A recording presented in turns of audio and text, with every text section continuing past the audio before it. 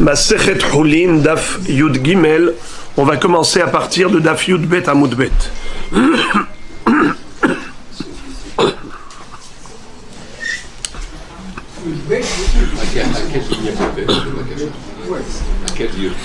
Yud Bet Amud Bet aux 2 points, au milieu de la page.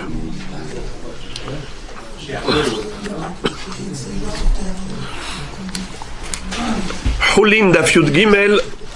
On va commencer par Yud Bet Amud Bet au milieu de la page aux 2 points.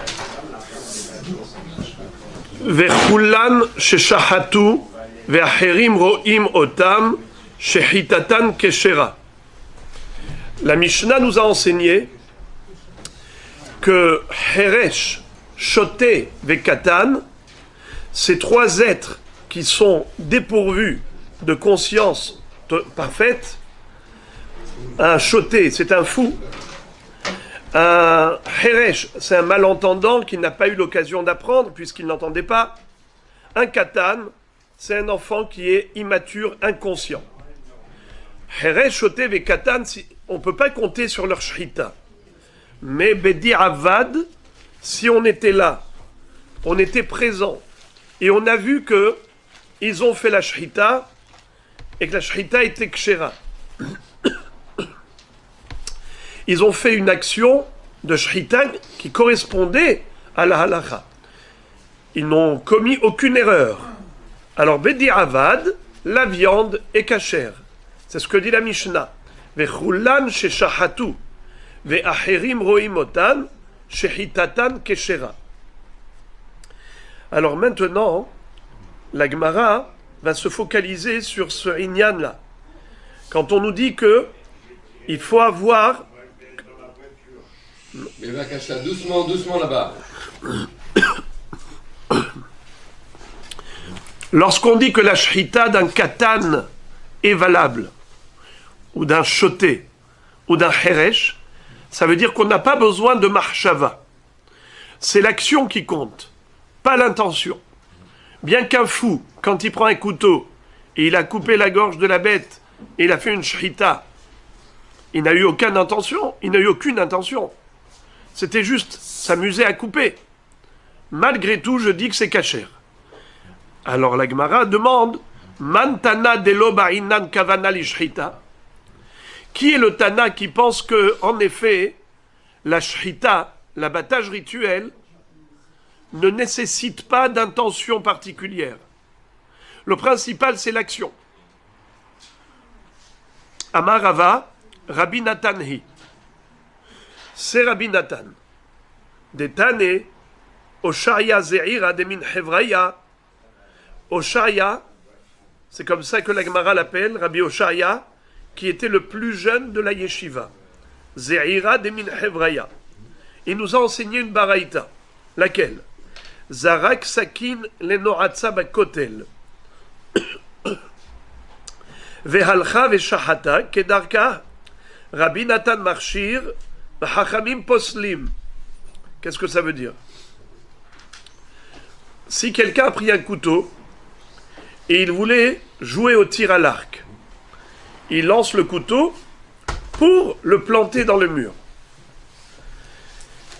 Et qu'est-ce qui s'est passé finalement? Il y avait là-bas une bête. Et le couteau est passé juste sur le cou de la bête. Il y a eu une shrita qui a été faite. Est-ce que la shrita est kashère? Alors on nous dit mahloket. Rabbi Natan marshir va hachamim poslin. Hachamim disent que ce n'est pas kashère. Dans le Daf Lamed Aleph, la Gemara va nous expliquer clairement l'objet du débat. Pourquoi Rabbi Natan dit que c'est kashère et Hachamim disent que ce n'est pas kashère par rapport à une shrita sans kavana.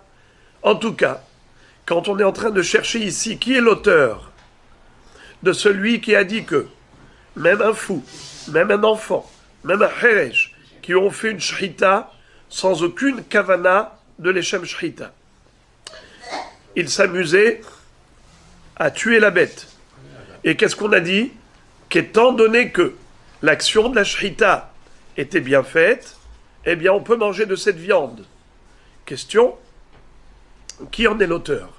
Réponse, c'est Rabbi Nathan. Puisque Rabbi Nathan nous a dit que si jamais quelqu'un avait lancé le couteau pour le planter dans le mur, et comme par hasard, ce couteau est passé sur le cou d'une bête, et l'a tué, eh bien cette bête, d'après Rabbi Nathan, est cachère. Bien qu'il n'avait aucune kavana de shrita. Mais Hachamim disent que non, ce n'est pas cachère. Donc qui est l'auteur de cette Mishnah qui dit que Kulan sheshahatu keshera, même un fou, ou un katan, ou un heresh, qui ont fait la shrita, c'est cachère? C'est Rabbi Nathan. Hutanela, vehu amarla halacha ki Rabbi Nathan. D'ailleurs, Oshaya, qui a cité la Baraïta, ce Rabbi Oshaya, qui a relaté cette mahloket, lui-même a tranché. Et il a dit, halacha ki Rabbi Nathan, qui dit qu'en effet, la shrita est keshera, bien que le heresh shotev et katan n'avait aucune kavana.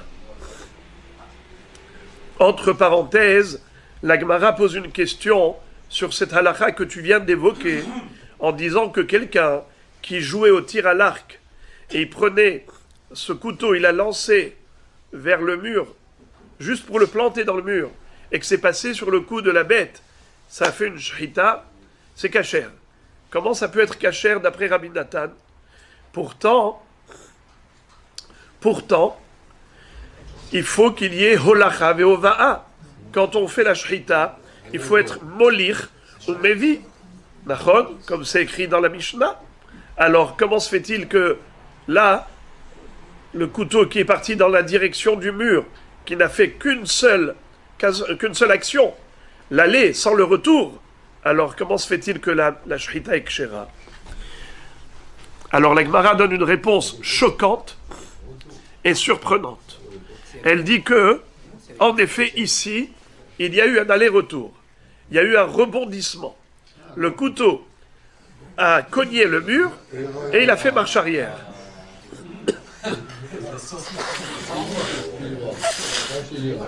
À mon avis, il a mal vu Robin des Bois. C'est quand la flèche est partie, direct, le couteau il part direct. Où est-ce qu'il rebondit? Excusez-moi, Rabbi, moi je pose une vraie question de policier enquête. Si vous lancez avec le dos du couteau, il va revenir. Mais si vous lancez avec la pointe, c'est la pointe qui va en premier. Dans tous les cas, alors qu'il y a 2500 ans ou 2000 ans, le gars il prend un couteau, prenez par la pointe, c'est la pointe qui va se planter à la première. Elle ne va pas faire rebondir.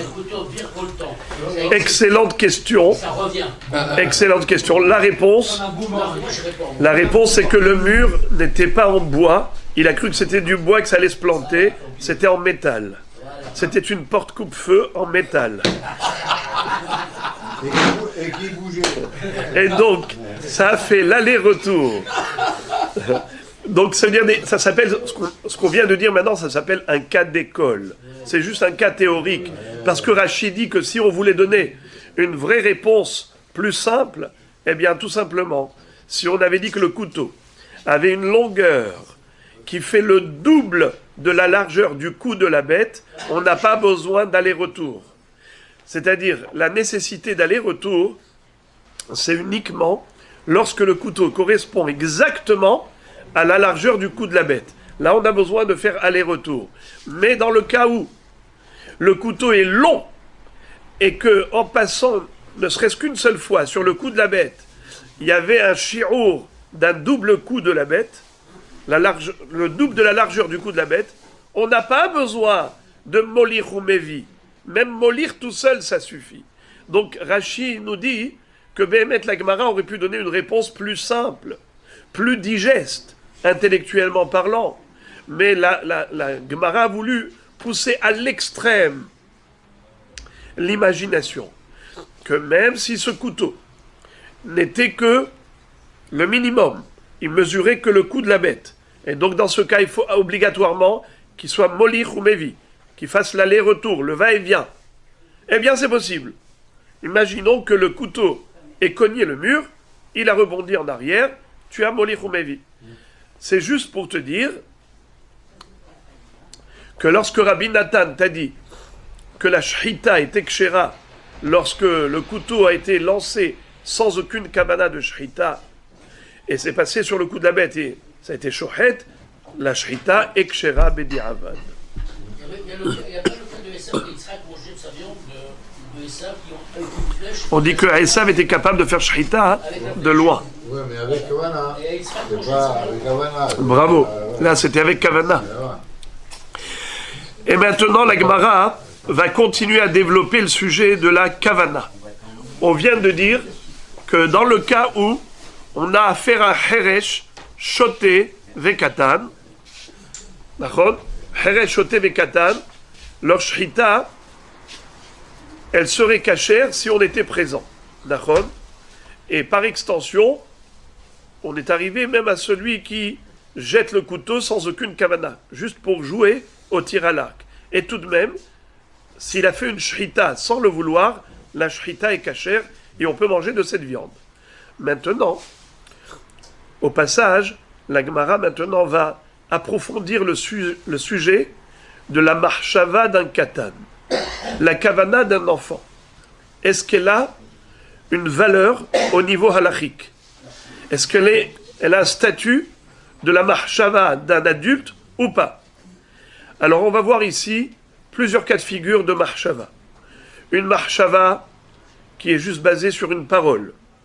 Une marshava qui est accompagnée d'un marassé. Ou bien une marshava qui est déduite d'un marassé. Je m'explique. Marshava tout court, c'est accompagné d'une parole.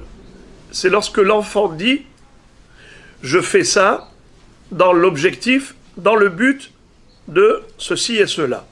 Donc ça s'appelle marshava exprimé verbalement. Il y a un cas de figure où c'est encore mieux. Non seulement qu'il a dit, mais en plus il a fait. Il a fait un acte qui démontre que ce qu'il a dit, c'est sincère. Donc la marshava qui accompagne les marassés, c'est encore plus fort. Mais il y a le cas intermédiaire. C'est un marassé sans dibour. C'est un marassé qui me laisse deviner tout seul qu'il a peut-être cette kavana. Il a peut-être cette mahashava. Et donc maintenant, on va étudier le sujet de Shrita de Kodashim. Vous savez que la différence entre un korban, un sacrifice animal, et la Shrita d'un animal hulin, profane classique pour manger, c'est que, comme on vient de le dire maintenant, d'après Rabbi Nathan, la Shrita de hulin ne nécessite pas de kavana. Même si je jouais au tir à l'arc, si la shrita était bien faite, l'acte technique était bien fait, c'est kasher. Mais dans Kodashim, Kodashim c'est-à-dire pour les korbanot, ce n'est pas pareil. Pour un korban, il faut une kavana d'être shochet leshem korban. Nachon? Quelqu'un qui est mit'asek bakodashim, par exemple, quelqu'un qui jouait au tir à l'arc, et le couteau a fait la shrita de la bête sans le vouloir, est-ce que la shrita de ce korban est cachère? Réponse non. Il faut qu'il y ait une kavana de shrita de kodashim. Alors là, maintenant, ce qu'on va étudier, c'est lorsqu'un enfant, c'est lui qui a fait la shrita de la bête qui était korban. Est-ce que la shrita d'un enfant, quand il fait le korban, il fait la shrita du korban, c'est valable, ce korban est cachère ou pas? Alors maintenant, on va rentrer dans les détails de la kavana. On va couper le cheveu en 4. Il ne faut pas perdre patience. Attendez, léat, jusqu'à ce qu'on arrive au bout de la sugya.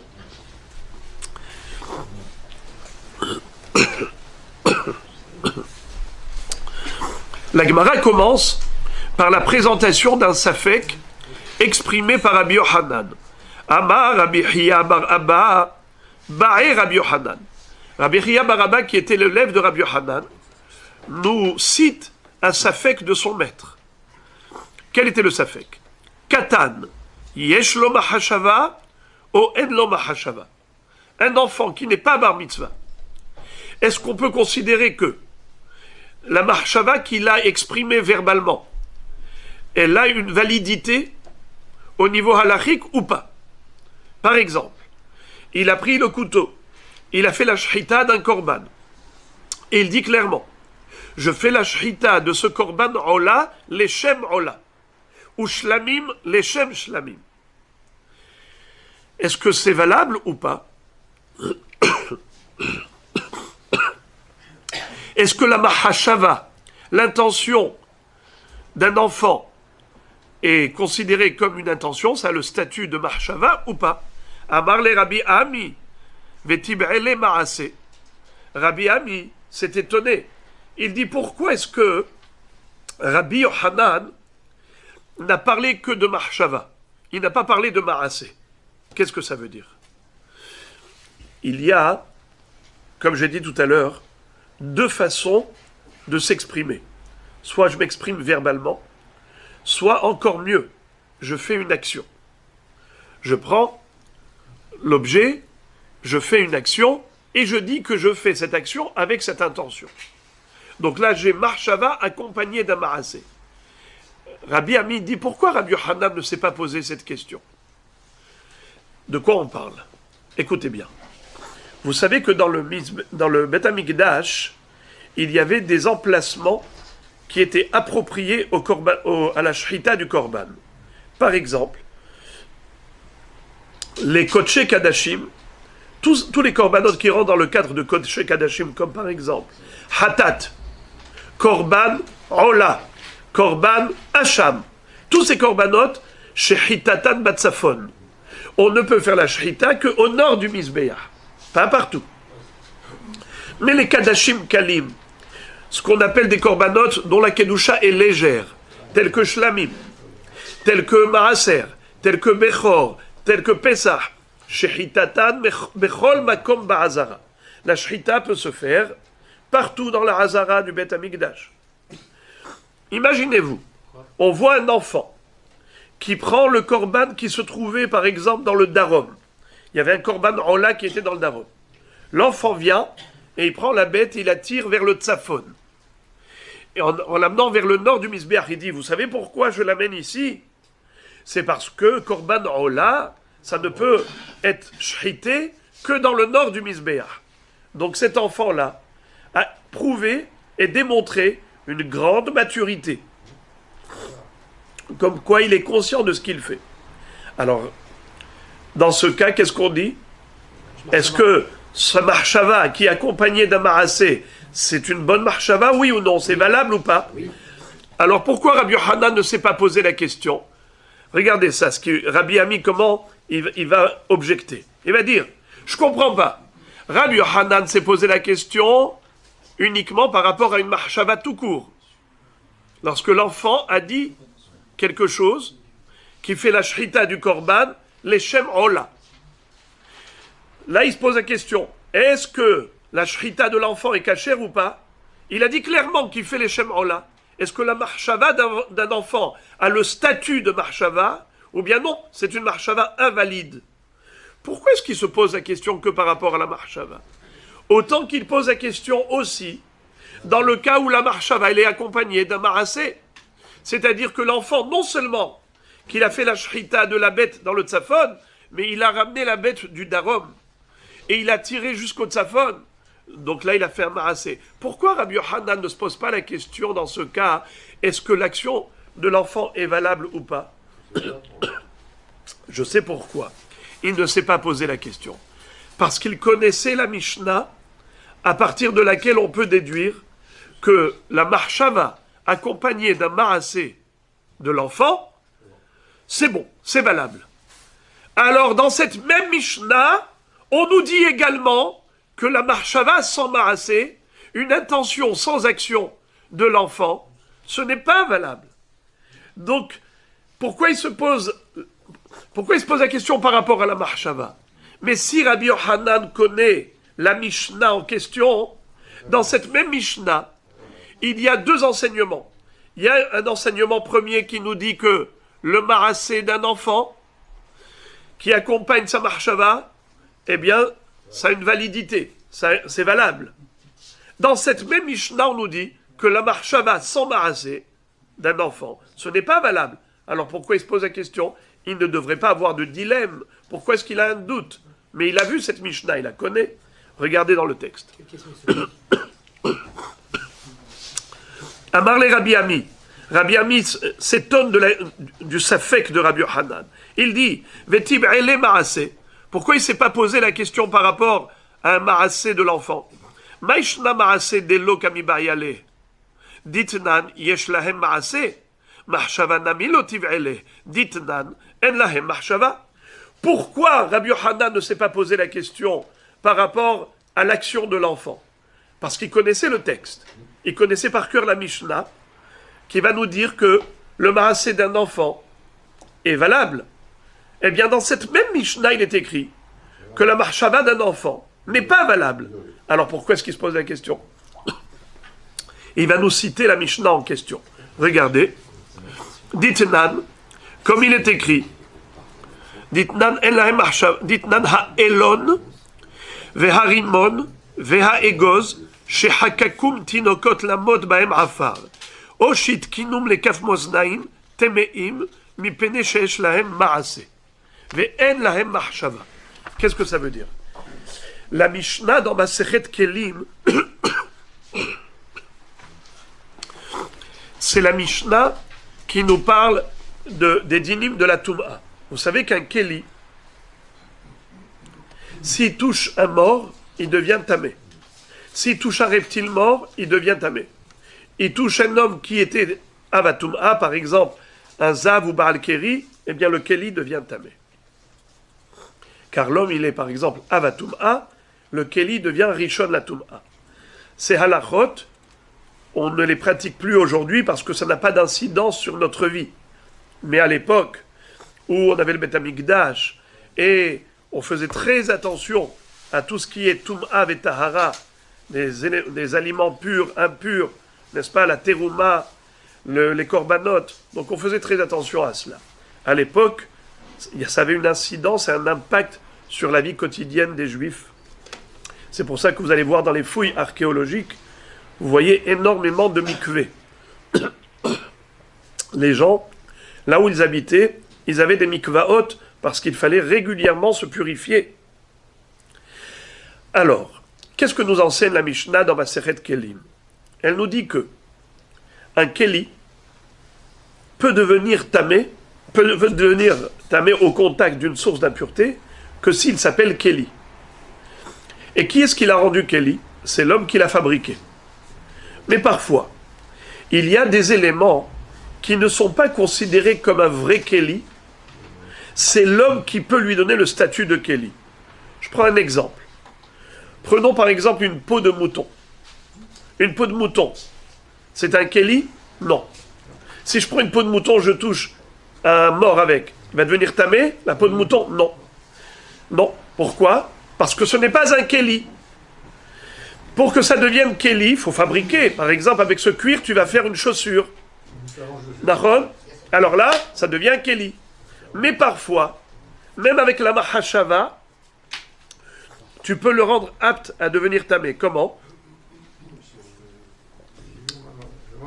Si par exemple, tu décides de faire de cette peau de mouton un tapis pour t'asseoir, c'est ton siège. Eh bien maintenant, voilà, tu en as fait un Keli. Eh bien, c'est Mekabel Toum'a. Étonnamment.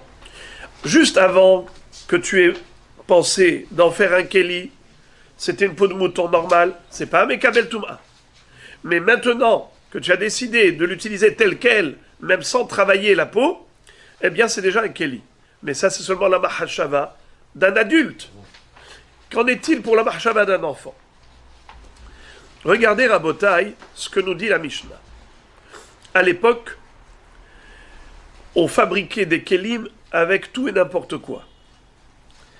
Quelqu'un qui voulait, par exemple, peser ou mesurer des contenus.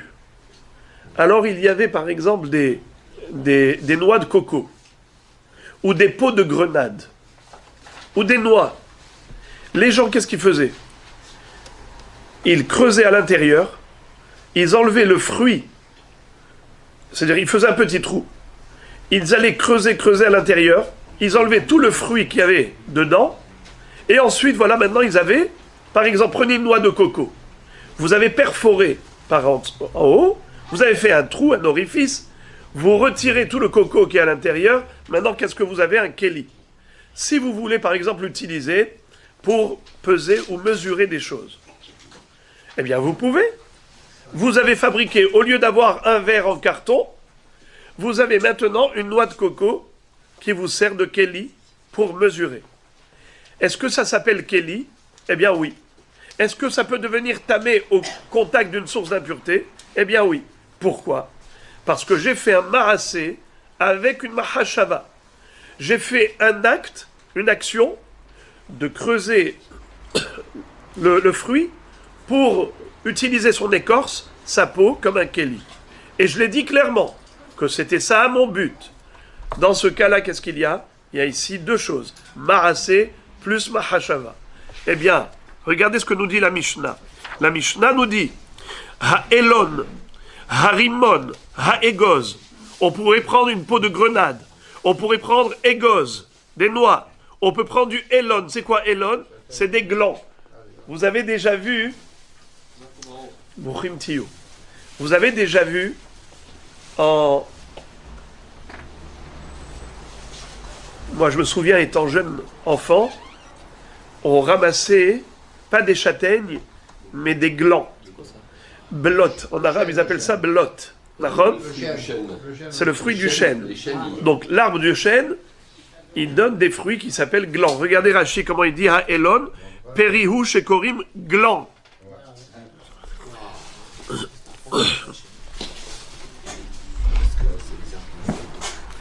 Donc, quel est le din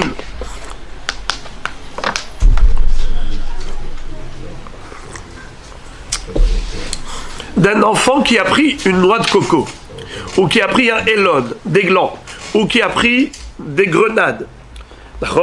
Il a retiré le fruit, il a laissé sécher la peau, maintenant la peau elle est dure, elle est rigide, et il se sert comme un keli pour mesurer, pour peser, pour mesurer. Eh bien, Moray Verabotai, c'est écrit que Hakakum Tinokot, la mode Bahem Afar, l'enfant, il a creusé l'intérieur du fruit pour mesurer de la terre, par exemple, du sable, Oshit Kinum le Kafmoznaim, ou bien pour en faire des balances, tu prends deux noix de coco, une à droite, une à gauche, ici tu mets le poids, ici tu mets comment on appelle ça, l'aliment que tu veux peser, et tu en fais moznaim, tu fais avec ça une balance. Temeim, qu'est-ce que ça veut dire temeim? Ce keli maintenant, désormais, cette peau de grenade ou de noix, ça peut être mekabel tum'a. Mi pene sheyesh lahem ma'aseh. Car les enfants, leur ma'aseh, ça a un statut de ma'aseh. Puisque ça a un statut de ma'aseh, en effet, c'est mekabel tum'a. Ve'en lahem mahashava. Par contre, la Mishnah conclut en disant, c'est seulement s'ils ont fabriqué le keli, depuis le début, ils ont pris la peau du fruit, et ils l'ont travaillé, ils ont fait un trou, ils ont creusé, ils ont fait un acte, en disant qu'ils veulent faire ça pour fabriquer un keli. Soit pour moznaim, soit pour mettre dedans du afar et mesurer. Donc ils ont dit clairement, il y a marassé plus marshava. Mais s'il n'y a que de la marshava sans marassé, c'est-à-dire ils ont trouvé une écorce, ils ont dit voilà, ça va être un keli. Ça s'appelle que marshava. Le dibour qui exprime une marshava s'appelle marshava. Ce n'est pas un marassé, et par conséquent, le keli ne sera pas mekabel tum'a, puisque ça n'a pas un statut de keli. Si c'était un adulte qui avait dit ça, je veux faire de cette peau de fruit un keli, même sans avoir creusé la peau, même sans avoir creusé le fruit, même sans marasser, rien que le dibour, le fait de dire ça deviendra un keli, c'est un keli. Et c'est mekabel tum'a. Mais si c'est un enfant qui dit ce sera un keli, eh bien ce ne sera pas un Keli. Car les enfants n'ont pas de Marshava. Mais ils ont tout de même Marassé. Si leur Marshava est accompagné d'un Marassé, alors c'est bon. Alors la Gemara pose la question, Rabbi Yohanan, pourquoi tu as posé la question, est-ce que les enfants Yesh Lahem Marshava ou En Lahem Marshava? Un Katan, est-ce que sa Marshava elle a de la valeur ou pas? Mais quoi, tu connais pas la réponse? C'est sûr que tu dois connaître la réponse. Pourquoi? Puisque tu as posé la question que par rapport à la Mahashava, et tu n'as pas posé la question par rapport au Marassé, c'est que tu connais cette fameuse Mishnah de Masechet Kelim, qui te dit qu'un Katan, Tinokot, Yesh Lahem Marassé. Alors regarde la fin de la Mishnah, dans cette même Mishnah, il est écrit également En Lahem Mahashava. Alors pourquoi tu te poses la question? Amarle. Rabbi Hiya bar Abba va répondre à cette question de Rabbi Ami ainsi. Mahshava gredata lo kami bar yale. Ki kami bar yale, mahshavto nikeret mitoch ma'asav. Kegon de hava kaima ola badarom, ve'atyuha batsafon ushhata. Mai, mi de atia batsafon ve'shahat, ichaven la. Odilma, makom hu de lo itramele. Il lui dit, écoute-moi bien, le safek de Rabbi Yohanan n'est pas du tout par rapport à une marshava toute seule. Bien sûr que Rabbi Yohanan connaissait la Mishnah comme tu le prétends. Il sait qu'une marshava sans marassé, le marshava d'un enfant sans marassé, c'est zéro, c'est nul. Il sait que la marshava accompagnée d'un marassé d'un enfant, c'est valable, c'est valide. La question qu'il s'est posée, c'est lorsqu'il y a une mahashava qui découle d'un marassé. C'est-à-dire, l'enfant a fait un acte, mais sans s'exprimer verbalement. On ne sait pas quelle est sa mahashava. S'il a fait le marassé en disant clairement « Voici ma mahashava », alors là c'est valable. On a mahashava plus marassé. Mais lorsqu'on on a que marassé, et on déduit, on comprend que peut-être sa mahashava c'était celle-là. Est-ce que ça marche ou pas? C'est ça la question de Rabbi Yohanan. Exemple.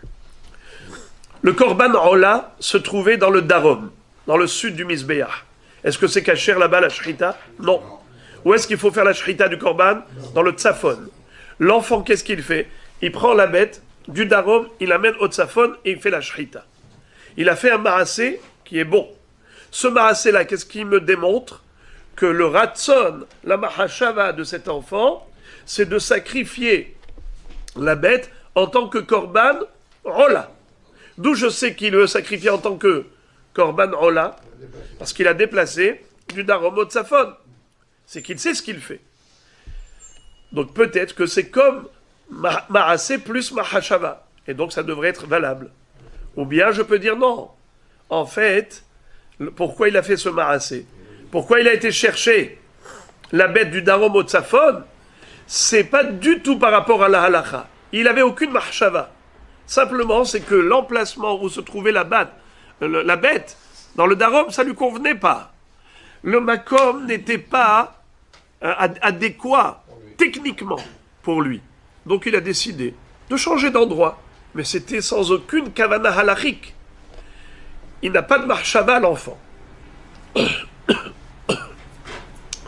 Donc marassé, sans exprimer la mahshava, est-ce que je peux considérer que c'est certainement dans ce but qu'il a fait, et donc c'est comme marassé plus mahashava, et le korban est valable? Ou bien je dis non, ce marassé n'exprime pas forcément cette mahashava de korban ola, et par conséquent, la shrita d'un enfant, qui n'y avait que marassé, mais sans mahashava, bien qu'il ait amené au tzafon, c'est un marassé sans mahashava, ce n'est pas valable. C'est ça le safek de Rabbi Yohanan. Je résume. Mahshava toute seule, ce n'est pas valable. Un enfant qui a une mahshava is not good. Ce n'est pas suffisant. Sa mahshava n'a pas de validité. C'est une mishnah meforeshet. Un enfant qui exprime sa mahshava au moment du marassé, c'est valable. C'est une mishnah meforeshet.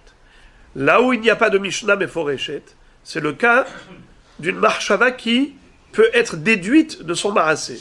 Peut-être oui, peut-être non. C'est le safek de Rabbi Yohanan.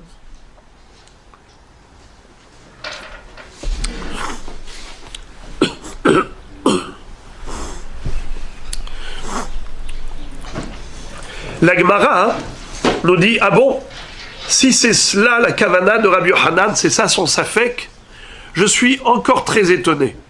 Car Rabbi Yochanan lui-même, de par ailleurs, il a déjà répondu à ce safek. À quel moment? Hanami amara Rabbi Yochanan hadazimna. Ditnan, hama'ale perotav la gag, mi pene hakenima, veyarad alehem hatal, enan bechiyutan. Ve'im nitkaven lekar, harehen bechiyutan. Qu'est-ce que ça veut dire? À propos de la toum'a des fruits, la Torah nous dit qu'un fruit ne peut devenir tamé s'il était au contact d'une source d'impureté que dans la mesure où ce fruit avait été mouillé une fois. Vechi yutan ma'im al zera. Que si le zera, le fruit, avait été mouillé au préalable. Si le fruit n'a jamais été mouillé, alors il n'est pas apte à devenir tamé. Il n'est pas mourchar les kabel tum'a. C'est l'eau ou l'un des 7 liquides. Il n'y a pas que l'eau. Il y a aussi le vin, l'huile d'olive. Il y a plusieurs liquides qui peuvent rendre l'aliment mourchar les kabel tum'a. Qu'une fois qu'il a été mouillé, si maintenant je prends cet aliment, même si je l'ai essuyé, je vais et je le mets en contact avec une tum'a, il peut devenir tamé.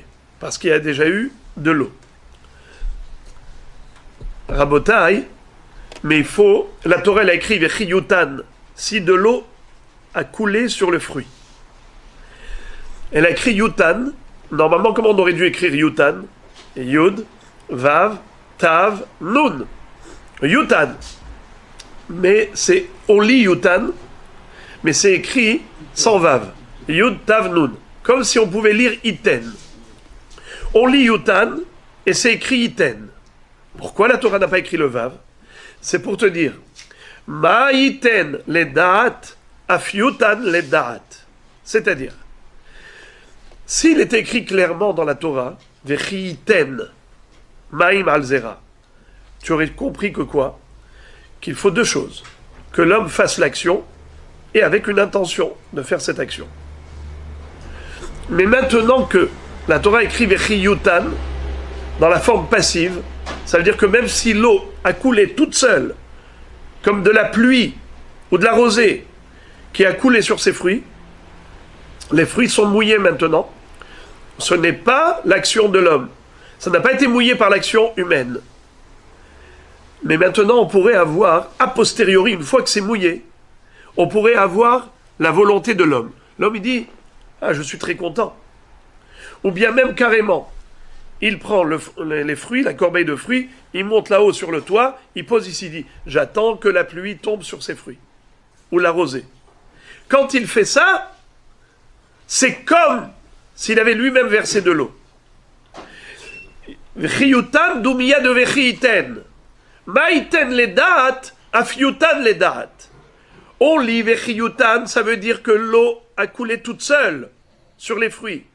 Et tout de même, ça peut rendre les fruits aptes à devenir tamés dans la mesure où l'homme a exprimé sa volonté que ces fruits soient mouillés.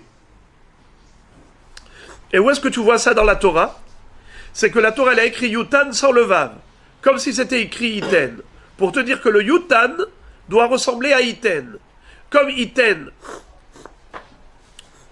lorsqu'un homme fait une action, c'est une action voulue. Les gens ne font rien sans rien, ne font rien pour rien. Je fais une action, c'est prémédité, c'est intentionnel.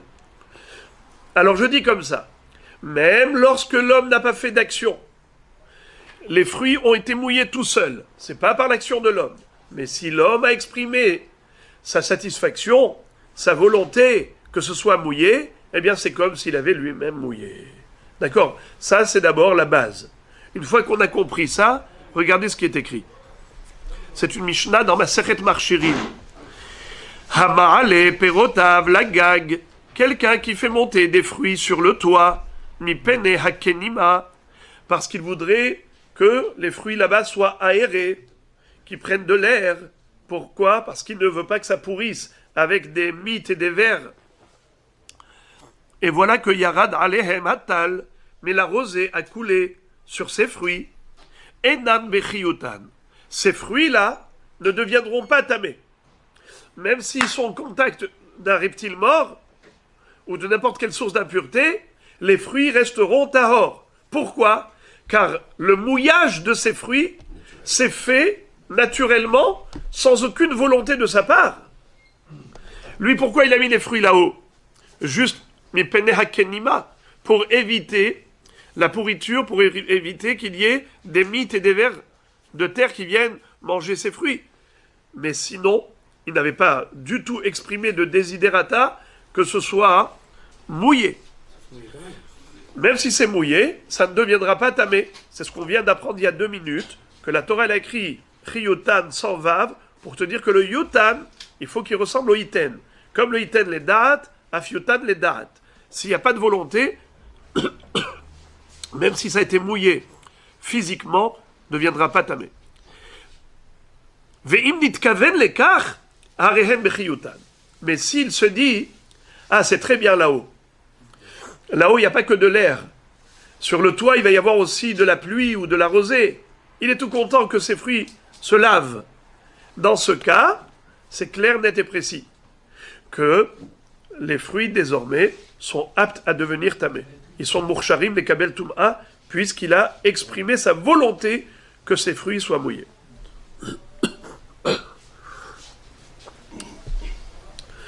La Mishnah continue en disant He'elum Hereshote vekatan, afalpi shenitkavnu lekar, enan bechiyutan, mipene shesh lahem maaseh, ve'en lahem mahashava. Par contre, si les personnes qui ont fait monter les fruits là-haut, sur le toit, c'était un fou, ou un enfant qui n'est pas bar mitzvah, ou un heresh, qui est considéré comme dépourvu de conscience, même s'ils ont dit clairement qu'il faut monter les fruits là-haut pour qu'ils soient mouillés par la pluie ou la rosée, et la pluie est tombée, ce n'est pas marchir les kabel tum'a. Ces fruits-là, même si à un moment donné, ils vont être au contact d'une source d'impureté, ils resteront tahor comme s'ils n'ont jamais été mouillés. Pourquoi? Car la mahashava d'un enfant, la volonté d'un enfant n'est pas valable. Alors j'ai déjà expliqué, mais je vais répéter.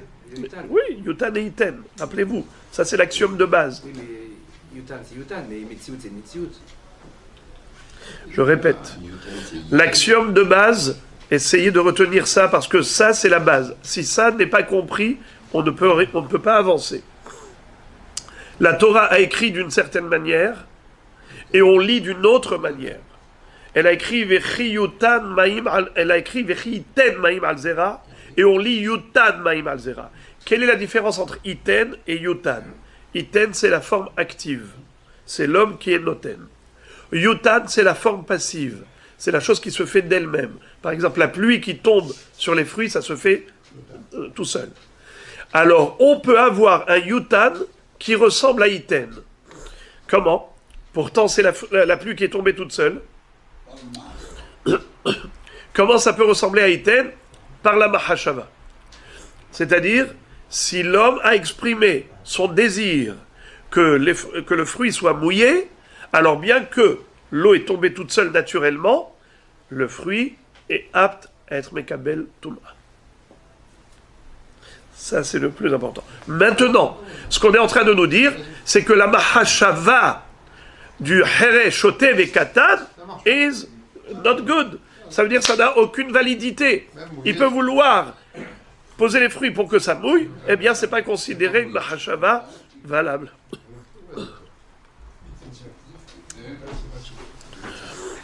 Alors, à Botaï,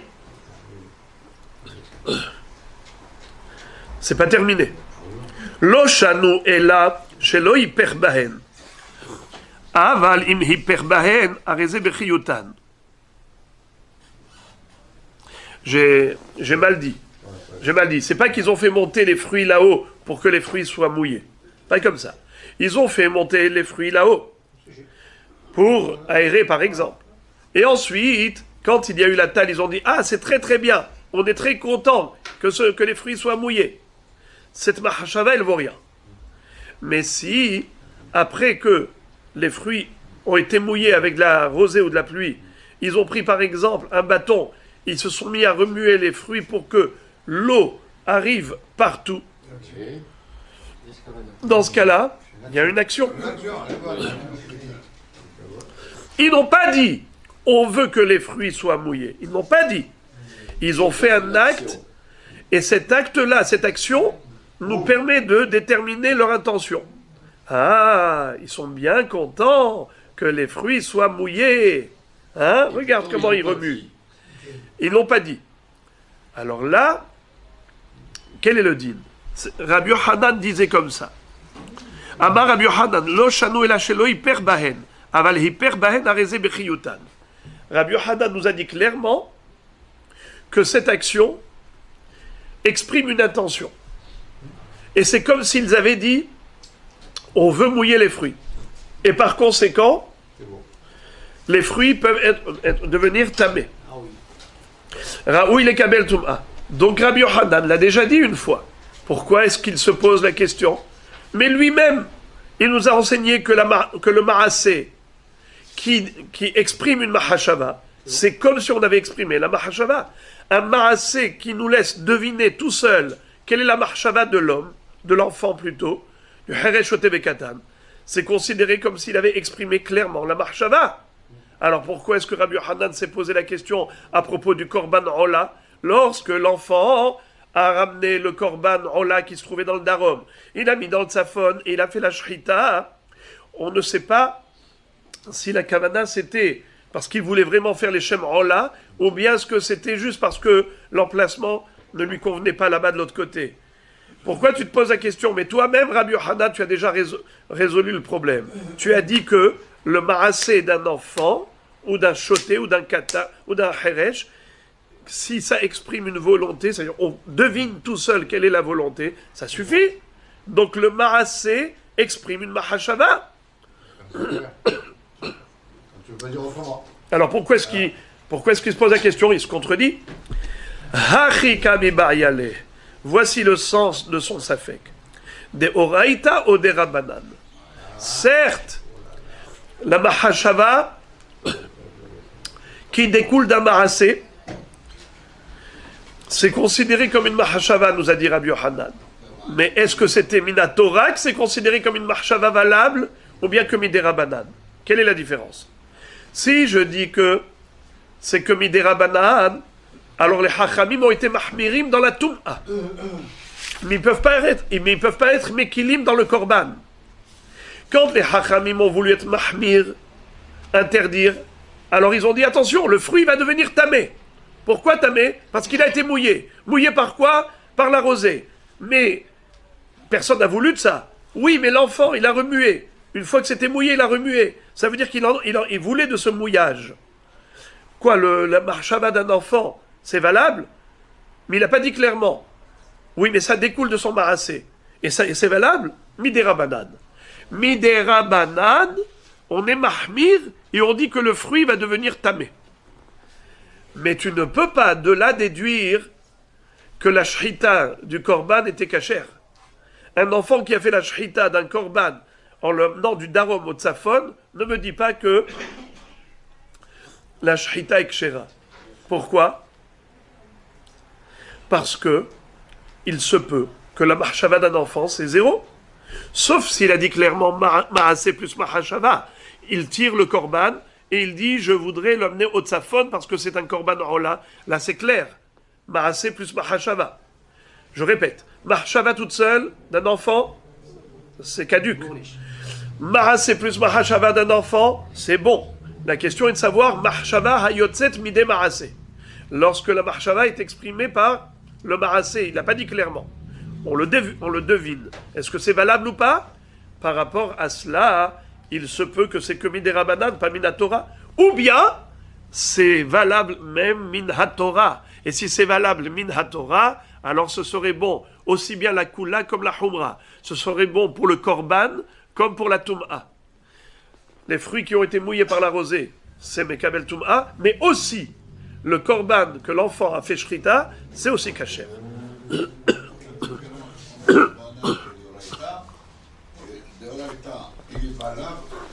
Ben la kula, ben la humra, mais si on dit que la mahshava, elle est que midera banane, c'est que pour la humra.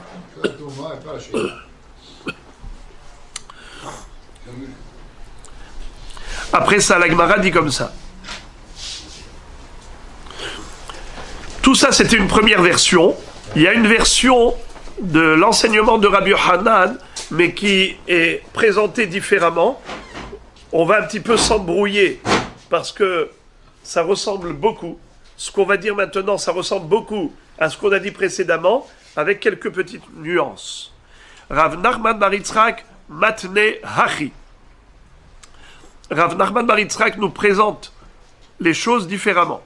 Amar Rabbi Chia bar Abba, Ba'er Rabbi Yochanan, Katan, Yesh lo ma'aseh, ou en lo ma'aseh. La question qu'avait posée Rabbi Yochanan, c'était pas par rapport à la mahashava, c'était justement par rapport au ma'aseh.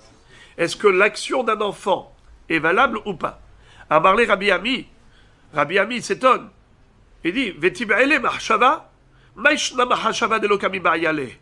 Ditnan, en lahem mahashava, ma'aseh nami lo tib'ele, ditnan, yesh lahem ma'aseh. Je comprends pas. Pourquoi Rabbi Yochanan se pose la question par rapport au ma'aseh?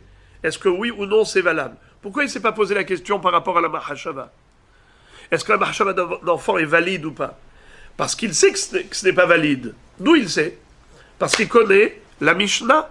La Mishnah qu'on a lue tout à l'heure à propos des fruits, comme les noix de coco, comme le rimon, comme le elon, qu'on a vidé le contenu de l'écorce, et on a utilisé la peau du fruit comme un keli, comme une noix de coco, qu'on s'est servi comme un keli.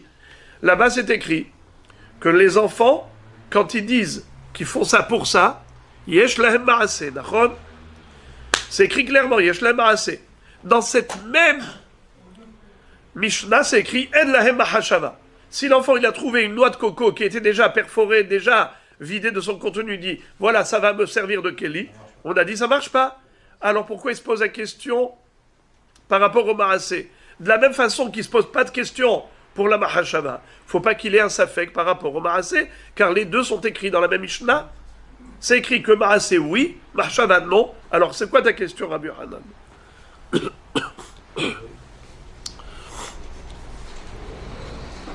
Hachi kami ba'yale, de oraita ou de rabanan.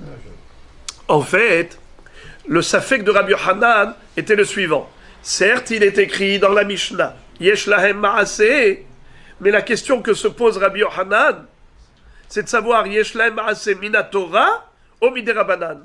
Il se peut que c'est que par rapport à la Tum'a, que la Mishnah a été mahmira, et elle a dit que le ma'aseh d'un enfant, accompagné d'une mahashava, c'est valable, les ahmir, pour dire que le keli est tamé. C'est une humra.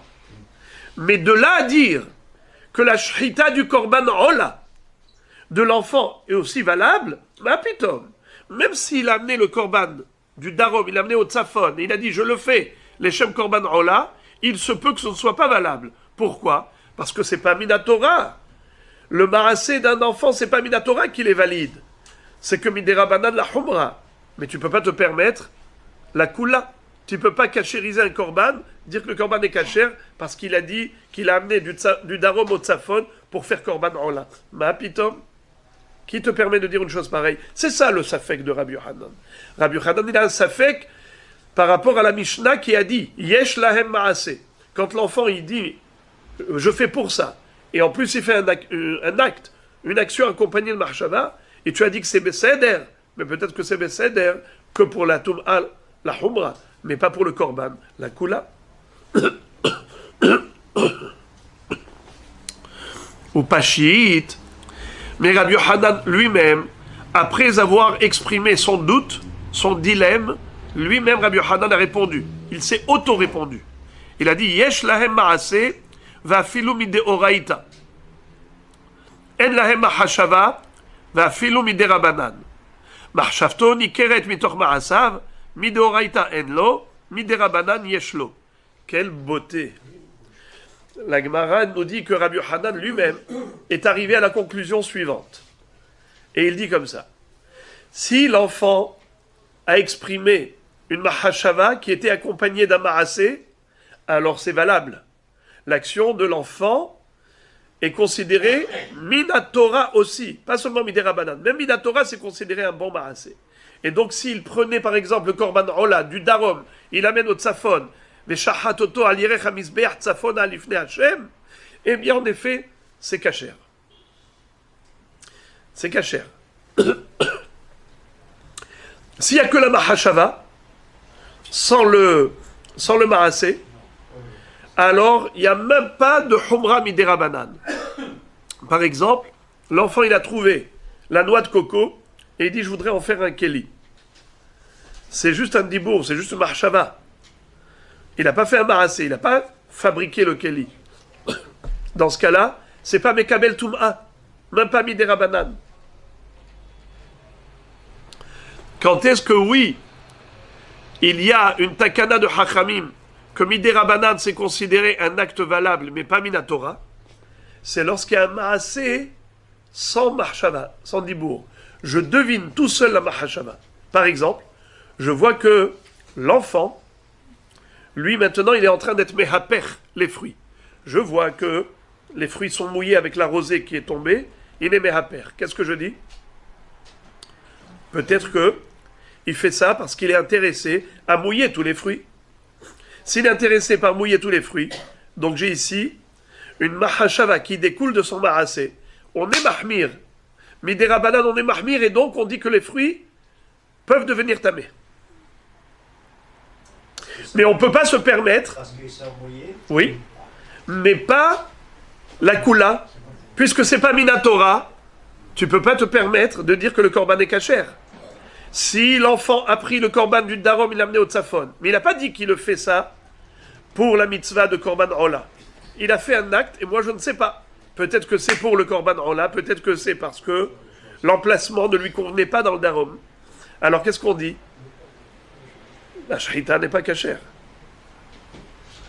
Mahshava haba'a mide ma'ase, mahshavto nikeret mitoch ma'asav, mide oraita enlo, mide rabanan yeshlo. Voilà, Rabotai, on a terminé le sujet difficile, et la Gemara conclut ce sujet en disant d'où je sais, Bichlal, où est-ce que c'est écrit dans la Torah qu'un korban, il doit se faire avec une mahashava? Quand on fait la shrita d'un korban, ça doit se faire les shem ola et les shem shlamim. Ba'amine Shmuel meravuna. Minayin la mit'asek bekodashim sheu pasul. שנאמר ושחט את בן הבקר שתהא שחיטה לשם בן בקר. Alors, juste, ce que j'ai dit, ce n'était pas précis. Parce que nous avons une halakha qui dit que Kol azvahim shenizbehu shelo lishman kesherim et là shelo alou la be'alim leshem chova. Ça, c'est la première Mishnah de Maseret Zvahim qui nous dit qu'un korban, même si je ne l'ai pas fait leshem auto-korban, par exemple, j'ai pris Ola et j'ai fait Shrita leshem shlamim, ou j'ai pris un korban shlamim et j'ai fait la Shrita leshem korban Ola, c'est kasher. Seulement le propriétaire, il doit recommencer. Mais parfois, il y a un mit'asek bakodashim, c'est-à-dire que Bichlal, il n'avait même pas l'intention de faire une Shrita. Il jouait par exemple, comme on a dit, au tir à l'arc. Nachon. Alors, quel est le din?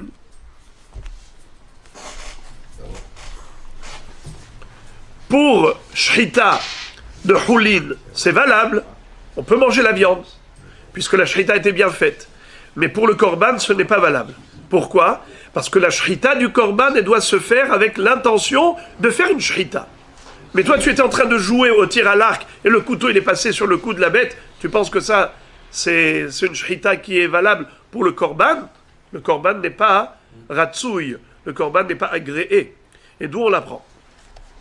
Ba'amine Shmuel meravuna. Shmuel a posé la question à Ravuna. Minaïn la mit'asek bekodashim shu pasul.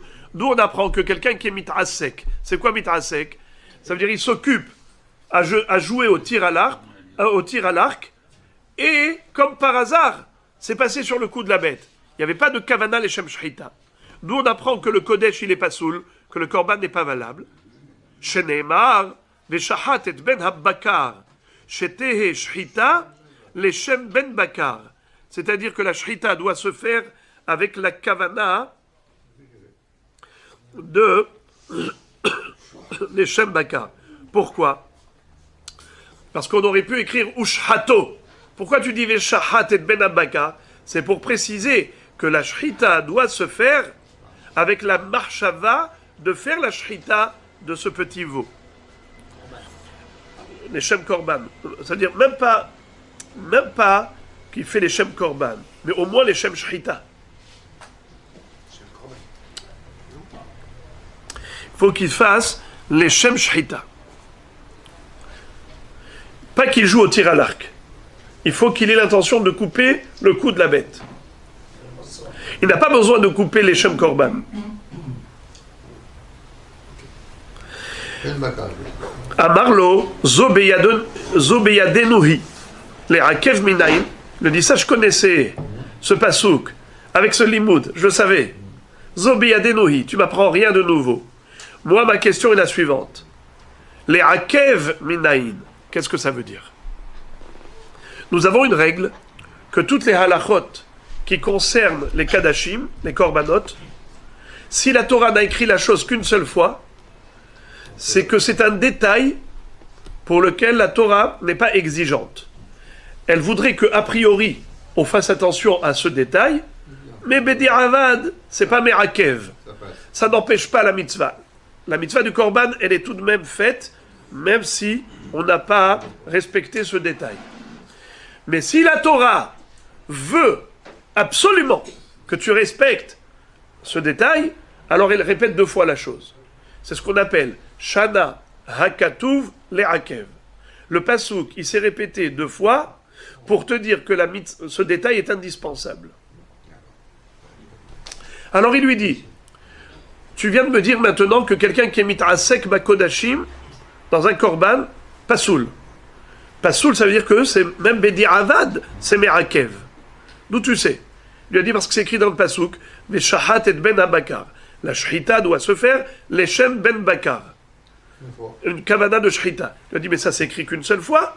Si c'est écrit qu'une seule fois, qu'il faut avoir la kavana, donc Bedi'avad, ça devrait être bon. Alors pourquoi tu m'as dit que Hamit Asek Bakodashim Pasoul, que même a posteriori, le korban n'est pas kasher?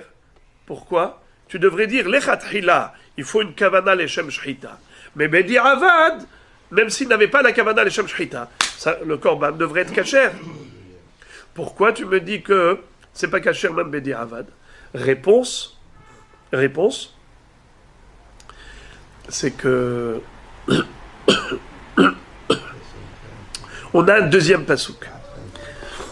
Amarle, l'irtzonchem tisbahu, leda'techem zevohu. Qu'est-ce que ça veut dire? Dans le pasouk, il est écrit comme ça. Vechi tisbehu zevach shelamim, lachem, l'irtzonchem tisbahu. Si vous faites un korban, faites-le avec votre ratson. La zviha, c'est-à-dire la shrita, doit se faire avec le ratson du shochet. Si le shochet est joué au tir à l'arc, et ça fait la shrita, c'est pas bon. Pourquoi la Torah l'a écrit 2 fois? Pour te dire que c'est un détail indispensable. On a terminé une sugia, et là on va aller très rapidement, la Mishnah d'après. Shechitat Oved Kochavim Nevela. Umetam'a bemaga umasa. La Mishnah nous dit qu'un goy qui a fait la shrita, eh bien cette shrita n'est pas cachère. Et la bête, qu'est-ce qu'elle est? Nevela. Et donc elle est métamée, bemaga ou bemassa. On sait qu'une charogne, le cadavre d'une bête qui n'a pas été shritée, qui n'a pas été abattue rituellement, c'est une nevela. Si je la touche, je deviens tamé. Si je la soulève même sans la toucher, je deviens tamé. Ça s'appelle métamé, bemaga ou bemassa. C'est quoi le hidouche ici? De dire que le goy, sa shrita n'est pas cachère.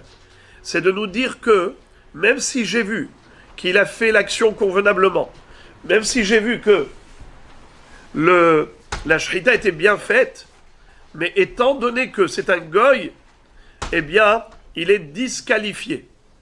Le goy est disqualifié. La shrita est considéré comme Nevela. Vous avez compris, Rabotaï, la différence avec Heresh, Oté, Vekatan, Koutim, Oumar, tout cela, rappelez-vous, ils ne sont pas disqualifiés dans l'absolu. Simplement, c'est que j'ai peur qu'il n'ait pas bien fait la Shrita. J'ai peur qu'il n'ait pas respecté les règles de la Shrita. Mais si j'ai vu qu'ils ont bien fait, ben c'est cachère. Mais le goy, même si j'ai vu qu'il a bien fait, la bête, elle est Nevela. Car il est exclu de la paracha de Shrita. La Gemara dit Nevela in Isurana alo mantana. Qu'est-ce que ça veut dire? Un goy qui fait la Shrita, tu dis que la bête, elle est Nevela. Mais vous savez que la Nevela, elle est interdite que à la consommation. Elle n'est pas interdite au profit. On peut vendre une charogne. Si par exemple j'avais un mouton et on a mal fait la Shrita, c'est une Nevela. Alors on a le droit de vendre à un goy. On a le droit de donner à un Gertoshav. Oui, c'est ce qu'on fait. Est-ce qu'on peut le donner à manger aux chiens?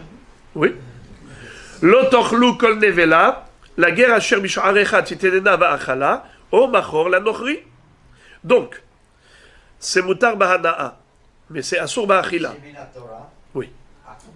Alors la Gemara pose la question et elle dit, ma pitom, le goy, quand il fait la shrita, il faut craindre que sa kavana était peut-être les Shem Avodazara. Et quand il a fait la shrita de la bête, peut-être que sa kavana c'est pour sacrifier cette bête à son idole. Puisqu'on parle d'un Oved Kochavim. Comme ça qu'on a appelé le goy. On l'a appelé shritat Oved Kochavim. Et si c'est les Shem Avodazara, ça devrait être interdit pas seulement Ba'achila, mais même Bahana'a. Puisque Tikrovet Avodazara, c'est Asura Filou Bahana'a. Seulement ça a déjà servi. Ben voilà, ça a servi. Non, il a fait l'acheta pour, mais il n'a pas servi la bête pour. Quand il a fait l'action de Shrita, c'est une action de Avoda. Comme dans le Beth Amikdash, c'est une Avoda pour le Korban.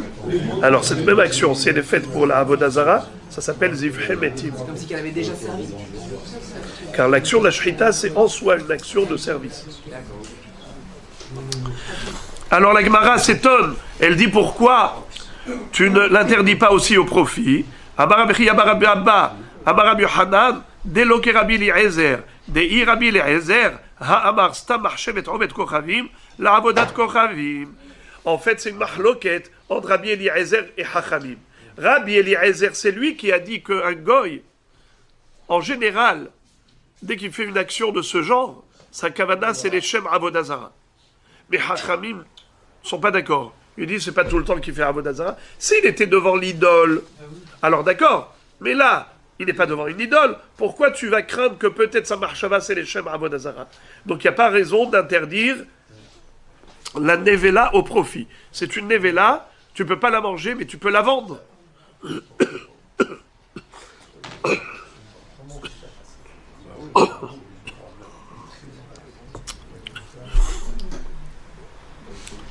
La Gemara nous présente une autre version de la déduction qu'on vient de faire.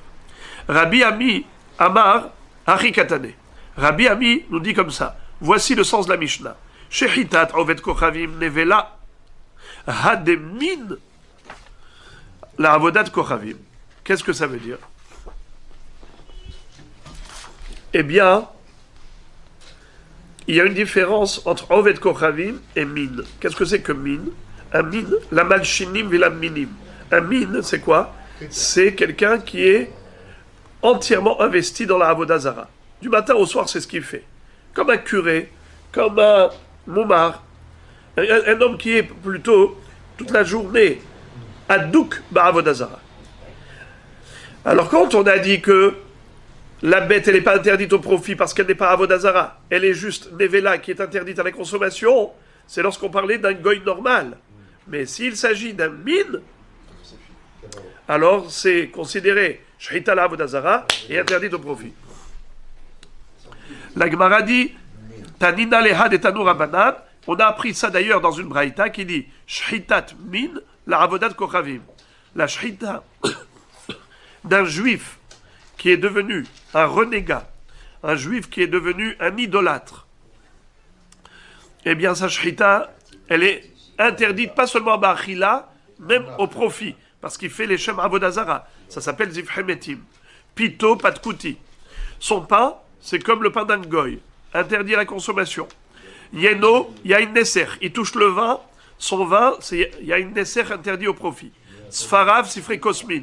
S'il a écrit un Sefer Torah, c'est comme si c'était le Navi Abba'al qui a écrit un livre de Avodazara. C'est-à-dire qu'il faut brûler le Sefer Torah qu'il a écrit. Parce que sa kavana, c'est les Shem Avodazara. Perotav Tevalim. Si tu as des fruits de chez lui en Eretz Israël, certainement, il n'a pas prélevé la Trouma et le Maaser, donc il faut évidemment prélever. Ve'eshomrim, Afbanav Mamzerim. Et certains disent que ces enfants, il faut les considérer Mamzer. Pourquoi? Parce que il n'est pas makpid sur sa femme, il dit à sa femme, tu fais ce que tu veux, moi je fais ce que je veux. Chacun est libre, pas besoin d'avoir peur de moi, et donc il la laisse partir avec des autres hommes. C'est ce que... Mais ça, c'est qui dit ça? C'est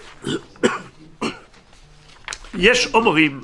Mais Tanakama, le premier Tanakh, qu'est-ce qu'il dit? Non, ces enfants ne sont pas mamzer. Pourquoi? Mais Tanakama Ishtol Omafkir. D'après Tanakama, même si celui-là, il est Oved Avodazara, il fait tellement de bêtises, mais il n'abandonne pas sa femme pour aller faire de la prostitution. Amar mort. La Gemara maintenant va analyser cette baraïta. La Gemara dit Amar mort. Shehitat, la Mishnah, pardon. On a dit dans la Mishnah Shehitat Oved Kochavim Nevela Venihu Shema Minhu. Pourquoi est-ce que le goy, tu ne crains pas que c'est peut-être un curé, c'est peut-être un mine? Pourquoi est-ce que tu n'interdis pas au profit la bête? Amarav Nachman Amarav Baravua En minin meumot Oved Kochavim. Chez les goyim, il n'y a pas vraiment de vrais minim. La Gemara dit, ah bon? Bien sûr qu'il y a des curés et tout. Et là, Ima, En Rov Ovde Kochavim minim. Le Rov des goyim, ce ne sont pas des minim. Savar là qui hada Rabbi Chia bar Abba bar Rabbi Yochanan, nochrim shebechutza laaretz, lav Ovde Kochavim hem, et la minhag avotem bidehem. Qu'est-ce que ça veut dire? C'est qu'il rejoint l'enseignement de Rabbi Chia bar Abba au nom de Rabbi Yochanan qui a dit que les goyim qui sont Ovdei Avodazara en Chutz La'aretz, en fait, ils n'ont pas vraiment intériorisé, intégré la notion de Avodazara.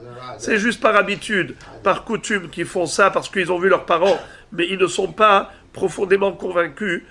Donc le Rov des Ovdei Kochavim de Chutz La'aretz, quand ils font la shrita d'une bête, pourquoi je dis que c'est cachère? Parce qu'il n'y a qu'une minorité de minimes qui sont vraiment attachés à la Avodazara, vraiment. On parle des goïms.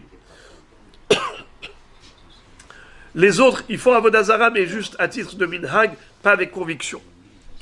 Amarav Yosef Barman Yumi Amarav Nachman, En minim beumot ovdei kochavim.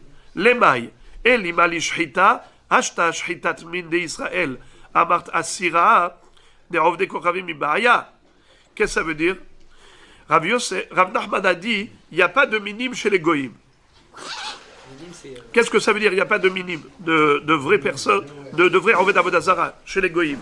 Dans le sens où des halachot qu'on a dit à propos d'un mine qui est Israël n'est pas applicable au minime des goïms.